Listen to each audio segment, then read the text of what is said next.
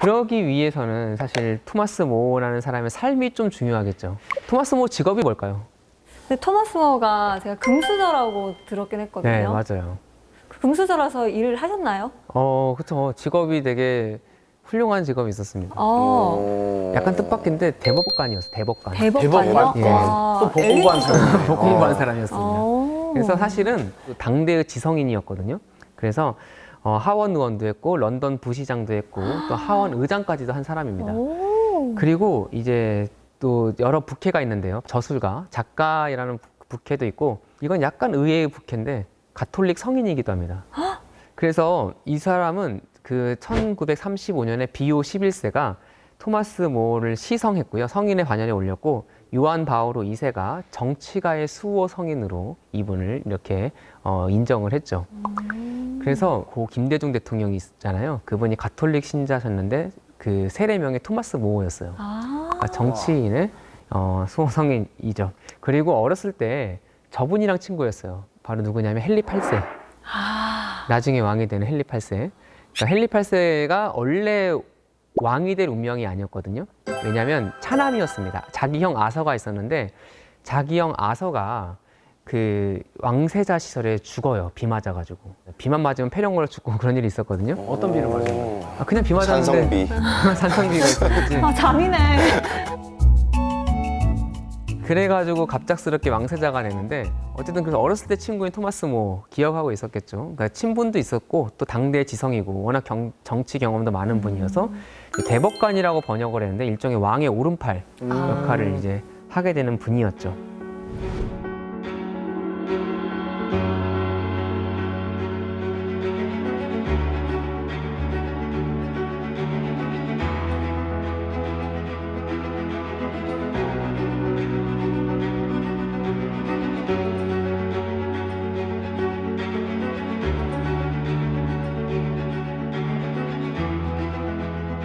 자, 그런데 이제 이분의 인생에서 가장 중요한 사건이 하나가 벌어지는데요. 그게 뭐냐면은 바로 국왕의 이혼 문제였습니다. 국왕의 이혼 문제요? 자기 이혼도 아니라 남의 이혼 그러니까. 문제가 왜 그렇게 자기한테 중요했을까요? 자기가 소개시켜줬나? 아, 그럴 수 있겠다. 자, 이 형이었던 아서가 왕세자 시절에 누구랑 결혼했냐면 당시 이제 1500년대 유럽의 강대국은 신대륙 발견 배우셨죠? 그거를 주도했던 스페인이었습니다. 스페인 공주랑 결혼을 하거든요. 그래서 이제 이게 문제가 되는 거예요. 아버지였던 국왕 헨리 7세가 스페인과의 이 동맹 관계 문제 때문에 돌려보내는 게 좀 여러 가지로 좀 무리가 있었던 거죠. 그리고 왕자와 공주의 결혼은 되게 돈이 많이 오가는 큰 비즈니스입니다. 그래서 받은 돈이 있는데 그걸 돌려줘야 돼요. 그래서 이 문제 어떻게 해결하지 하다가 설마. 뜻밖의 해결책을 내는데 8세랑 결혼을 해요? 헨리 8세, 즉 동생이었던 이제 왕세자가 된 헨리 8세랑 결혼을 시킵니다. 이게 형수님이잖아요. 사랑과 전쟁이라 나올 만한 그런 얘기잖아요. 지금부터 뭐 설명할 내용은 사랑과 전쟁을 뺨칠 만한 그런 얘기들인데 재밌겠다. 처음으로 눈을 크게 뜨시는 것 같은데요. 그러니까요. 그래서 이제 왕 결혼을 시킵니다. 헨리 8세가 사실 자기보다 나이도 많은 형수님이랑 결혼하고 싶었겠습니까마는 또 이제 왕이니까 또 나라를 생각해서 그 결혼을 받아들이죠. 근데 지금의 눈으로도 말이 안 되고 당대에도 말이 안 됐어요. 그래서 교황이 특별히 허락을 해줍니다. 그러니까 안 되는 일을 교황한테 졸라서 사실은 이제 되게 만들었던 거죠. 근데 문제가 뭔가 왕자가 안 태어나는 거예요. 그래서 딸 하나가 태어났습니다. 이제 메리라고 나중에 메리 1세 여왕이 되는데 그래서 당시는 이제 헨리 8세가 속한 튜더 왕조가 이제 만들어진 지 얼마 안 되는 상황이었어요. 그러니까 이제 아직 왕조의 기반이 약해요. 그러니까 아들이 있어야 돼. 아들이 없으면 또 반란도 일어날 수 있고 막 그러잖아요. 그래가지고 이게 상당히 이제 왕의 마음을 이제 혼란하게 하는데 그때쯤 이제 헨리 8세의 눈을 끈 여성이 나타났습니다. 이제 많은 경우도 그렇잖아요. 보면 그때 나타난 여성이 바로 앤 불린이라는 여성입니다. 앤 불린. 앤 불린. 어떤 것 같아요? 헨리 8세 취향. 그 약간 우리가 아는 영국 여성상과 조금 다르지 않나요? 그러니까 금발에 그런 이미지가 있는데 영국 여성이 약간 뭐 그 흑발에 되게 갸름한 그런 얼굴상을 가지고 있죠. 약간 차갑게 생기신 것 차갑게 같기도 생기고 하고. 약간 차도녀라고 네. 말할 수도 있겠는데요. 그래서 실제로도 되게 좀 달랐던 게 어렸을 때부터 이제 직업이 시녀였어요. 시녀요? 시녀 하면은 우리는 뭐 조선시대 사극이나 무술이 그런 거 생각하지만 당시는 집안 좋고 교육받은 여성이 이제 봉사하는 전문직이 시녀였어요. 오. 게다가 해외 취업을 합니다. 프랑스 왕실에 가서 이제 시녀로서 또 오랫동안 해외 취업을 해서 거기서 또 일도 하고 돌아온 일종의 신여성이었습니다. 그러니까 외국어도 되게 잘했어요. 당연히 그랬겠죠. 그러니까 딱 봤는데 헨리 8세 입장에서 되게 다른 거예요. 약간 그 교포필이 나는 막 나면서 이렇게 불어가 섞인 영어도 쓰고 거기다가 되게 생긴 것도 되게 약간 동양적이고 막 그렇잖아요. 그래서 한눈에 반합니다. 한눈에 반해가지고 이제 헨리 8세가 자신의 정부가 되어달라고 해요. 근데 이거를 앤 불린이 거절을 합니다. 이야. 흥미로운 건 이때 헨리 8세가 이미 누구랑 사귀고 있었냐면 앤 불린의 언니와 사귀고 있었어요. 동생일 수도 있어요. 영어는 시스터니까. 아니 지금 일단 현재 부인이 계시고 예. 그리고 엠블린이라는 여성에게 반했는데 예. 실제로 지금 또 사귀고 있는 상대는 엠블린의 시스터. 근데 그런 상황이었는데 앤 불린은 이거를 거절해요. 거절하고 그리고 자기는 정식 부인이 되지 않으면 마음과 몸을 허락하지 않겠다고 얘기를 하죠. 역시. 근데 이게 또 약간 헨리 8세의 마음을 막 달아오르게 한 거죠. 그렇죠. 그렇죠. 이럴 때 오히려 막 그렇죠. 더 이전과는 다르구나, 다른 사람과 다르구나 하면서 너 같은 예. 여잔 처음이야. 그렇죠. 흔히 드라마에 많이 나오는. 그래서 이제 결국은 이혼을 결심하게 됩니다. 오. 그러니까 이거를 우리가 너무 단순하게 보면 물론 뭐 바람나서 새로운 여성이랑 결혼을 하기 위해서 조강지 쫓아내는 거지만 사실 왕의 모든 행위는 정치적이에요. 그렇죠? 그가 보기에는 신생 왕조를 더 튼튼하게 세우기 위해서도 아들이 필요한 측면도 있었죠. 근데 문제는 뭐냐면 이혼이 쉽지가 않아요. 대부분의 기독교 종파는 이혼을 엄히 금하지만 그 중에서도 가톨릭이 지금도 상당히 엄하게 금하거든요. 당대는 더 심했겠죠. 특히나 어렵게 교황의 특별 허가를 받아 결혼한 거 아니에요. 그래서 이거를 이제 앤 불린과 결혼하기 위해서 이혼을 교황청에 이렇게 조심스럽게 청합니다. 근데 당연히 교황이 거절했죠. 그 왕비였던 그 아라곤의 캐서린이라고 그러는데요. 이 사람은 어느 나라 공주죠? 스페인. 스페인. 그러니까 힘센 나라잖아요. 그러니까 이걸 허락해 주기가 쉽지 않았습니다. 그리고 또 교황의 신기를 건드렸던 게 근거로 내놓은 게 있어요. 그러니까 이혼도 근거가 있어야 하잖아요. 네, 이혼 사유. 이혼 사유가 있어야 하잖아요. 네. 뭐냐면 일단 약간 치졸한데 결혼했더니 처녀가 아니었다. 아니 그걸 모르고 결혼한 거 아니지 않습니까? 아니 왜냐하면 결혼할 때 그 아라곤의 캐서린이 자기는 처녀라고 그랬거든요. 그러니까 결혼을 했지만 첫날밤을 치르지 않았다고 해서 이게 사실 결혼 허가에 되게 중요한 영향을 끼쳤었어요. 자기가 사기당했네. 사기 결혼이다. 또 하나는 성경에서 레이기를 보면 엄하게 형수랑 결혼을 금하거든요. 네. 성경 말씀에 어긋난다. 상당히 개신교적인 주장이죠. 그래서 이게 교황의 신기를 또 건듭니다. 그래서 허락해 주지 않아요. 그래서 이거를 추진하라고 했던 사람이 토마스 울지라는 영국의 고위 성직자였는데요. 그 사람이 이 과정 속에서 결국 일을 제대로 못 해냈다고 쫓겨나고 그 자리를 대신 차지해서 대법관이라고 번역하는 로드 챈슬러라고 그러는데 국왕의 오른팔 역할을 결국 그 차지하게 되는 사람이 바로 토마스 모어입니다.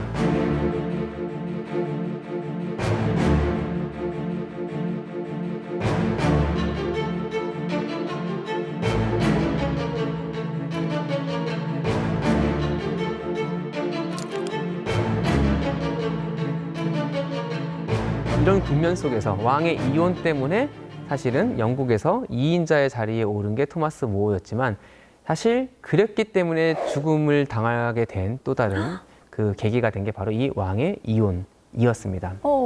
그럼 왜 토마스 모어는 죽게 되었는가? 왜냐하면 이게 단순한 이혼이 아니었기 때문이에요. 네. 왜 단순한 이혼이 아니었냐면 헨리 8세 입장에서 이혼을 하려면 사실상 교황이 허락을 안 해주기 때문에 남은 방법은 뭐냐면 종교를 바꾸는 수밖에 없어요. 가톨릭 신앙을 계속 영국이 갖고 있는 한 사실은 자기는 이혼을 하는 게 거의 불가능해요. 그래서 종교를 바꿉니다. 와. 정확히 얘기하면 가톨릭 교회는 보편적인 교회라는 뜻이거든요. 그러니까 예를 들어서 뭐 잉글랜드 교회, 프랑스 교회, 독일에 있는 교회, 뭐 스페인 있는 교회 모두 가톨릭 교회 안에 있는 거예요. 가톨릭이라는 말 자체가 영어로 유니버셜과 동의어입니다. 보편적인이라는 뜻입니다. 헨리 8세는 여기서 잉글랜드 교회를 독립시킵니다. 가톨릭 교회의 수장이 누굽니까? 교황이죠. 그럼 독립된 잉글랜드 교회의 수장은 이제 국왕이라는 거죠. 그래서 수장법이라는 걸 통과시켜서 잉글랜드 교회의 가장 높은 위치를 차지하는 사람, 수의권을 가지는 사람은 잉글랜드 국왕이다라는 법을 통과시키고요.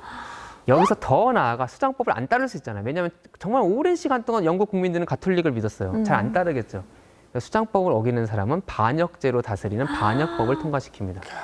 아니 이혼 좀 하려고요? 이혼 좀 하려고. 대단하시네. 근데 이제 이걸 이혼 좀 하려고 설명하는 게 틀린 건 아니나 제가 다시 말씀드리지만 왕의 행위는 매우 개인적이면서도 매우 정치적이죠. 그래서 다른 목적들이 다른 목적들 왕권 강화 그리고 또 당시는 종교 개혁이 상당히 또 대세이기도 했고 또 이제 교황권 독립 이런 여러 가지 수가 겹쳐서 이런 결정을 했겠죠. 그래서 지금도 영국은요 잉글랜드 국교회가 있습니다. 그 국교회가 이렇게 해서 시작이 됩니다. 사실은 이게 교회사 안에서 상당히 중요한 변화입니다. 그때까지 사람들이 교회는 하나, 교황이 많이 말했던 게 한 목자 아래 한 약물이라는 표현을 많이 썼거든요. 이제 그게 더 이상 통용이 안 돼요. 각 국가별로 교회가 독립되는 그 첫 시발점이 바로 이 헨리 8세가 했던 영국 국교회의 독립이었죠.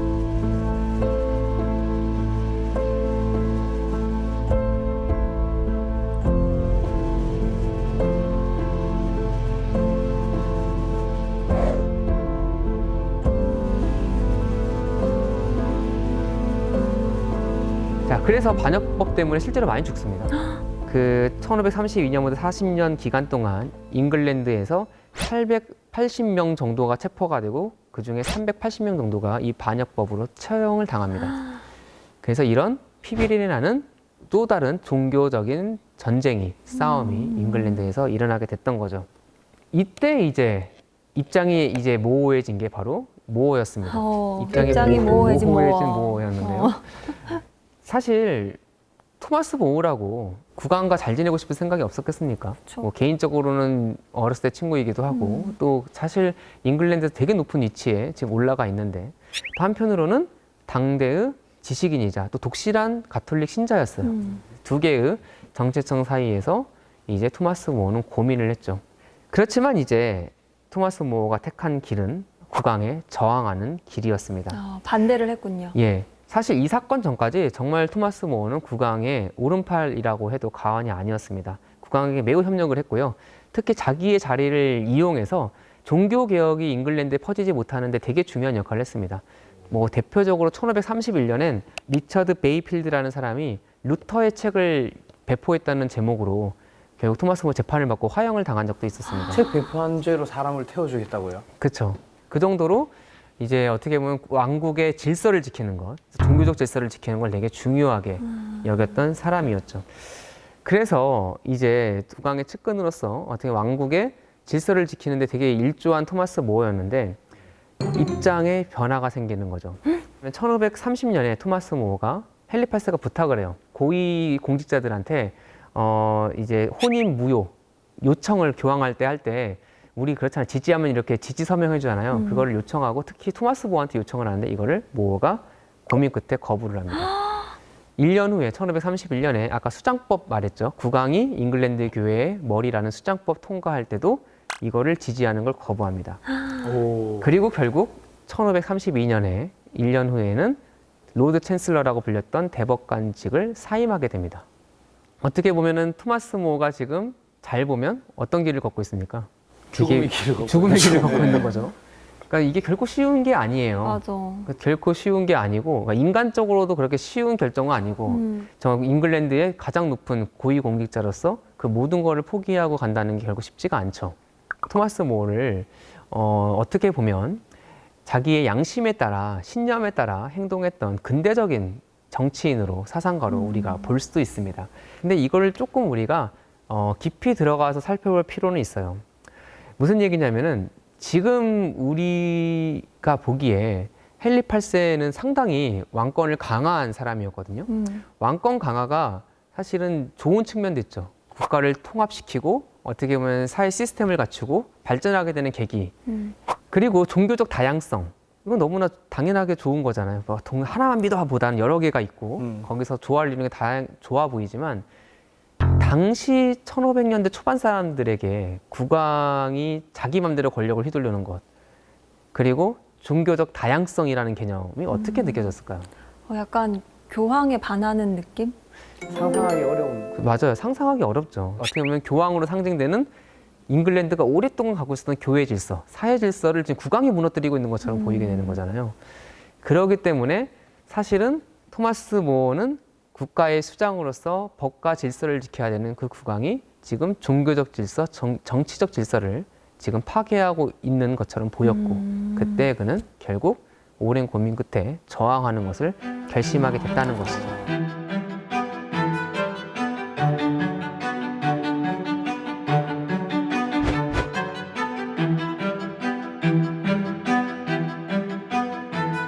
그래서 어떻게 됐을까요? 죽었을 것 예, 이제 같아요. 끝은 좋지 않습니다. 1535년에 결국 감옥에 갇히게 되죠. 옛날 우리나라 서대문 형무소에 여러 정치범들이 갇혔던 것처럼 런던엔 런던탑이라는 게 있습니다. 여기 유명한 사람들 많이 갇혀 있었어요. 예를 들어서 앤 불린도 나중에 거기에 들어가고요. 앤 불린이 낳은 딸 엘자베스 1세도 그 런던탑에 갇힌 적이 있거든요. 그리고 사실 법률가잖아요. 그래서 처음엔 묵비권을 행사합니다. 그럼 너는 이제 수장법에 대해서 어떻게 생각하냐? 잉글랜드 국왕을 잉글랜드 교회 수장을 인정하냐는 질문에 사실 여기서는 특별하게 대답을 하지 않았습니다. 그렇게 되면 자기가 반역 형의로 걸릴 만한 거가 없어지는 거잖아요. 근데 그때쯤 등장하는 게 이제 거짓 증인들이죠. 그래서 토마스 모어가 국왕을 폄하하고 잉글랜드 교회 수장으로 인정하지 않는다는 걸 증언하는 거짓 증인들이 등장을 해서 결국은 토마스 모어는 이제 유죄 판결을 받게 되고 그리고 이제 사형을 당하게 됩니다. 그래서 이제 우리가 보는 것처럼 양심을 지키기 위해 신앙을 지키기 위해 죽은 사람이어서 당대도 존경을 받았고 또 가톨릭 교회의 성인으로 이렇게 인정을 받게 되었죠. 그러면 뭐 조금 뭐 얘기를 마무리하는 의미로 앤 불린은 어떻게 됐을까요? 그 차도녀 엠블린요? 네. 풀려났을 것 같은데요. 앤 불린은 아까 결혼 직전까지 얘기했잖아요. 그러니까 네. 이렇게까지 해서 결혼을 합니다. 결혼해요. 결국 잉글랜드 교회가 독립하고 종교 개혁이 일어나고 그리고 이제 결혼을 하고 그리고 약 3년 정도 잘 지냅니다. 그런데 문제는 뭐냐면 앤 불린도 아들을 못 낳아요. 여러 번 사산을 하고 또 이제 이때 유일하게 낳았던 딸이 영국 사람들이 지금도 존경하는 엘자베스 1세 여왕이죠. 근데 이제 그건 나중에 존경하게 되는 거고 헨리 8세는 전혀 반가워하지 않았습니다. 사실 헨리 8세 입장에서도 왜 이혼했어요? 그 난리치고 왜 이혼했어요? 아들을 아들을 봐야 아들이잖아. 되니까. 근데 아들을 못 낳았잖아요. 네. 그래서 점차 이제 멀어지고 둘이 또 많이 싸우고 또 그럴 때쯤 누가 나타납니까? 또 시스터. 다른 여인이 또 다른 여인이 나타나죠. 나타나죠. 네. 그래서 제인 시모라는 또 다른 시녀한테 반해서 또 나중에 결혼을 하게 되고요. 이 과정에서 결혼하려면 또 죽여야 되잖아요. 그래서 앤 불린은 뭐 근친상간이니 간통인 이런 말도 안 되는 혐의를 또 씌워가지고 결국 런던탑에 갇혔다가 또 이제 앤 불린도 이제 처형을 당하게 됩니다.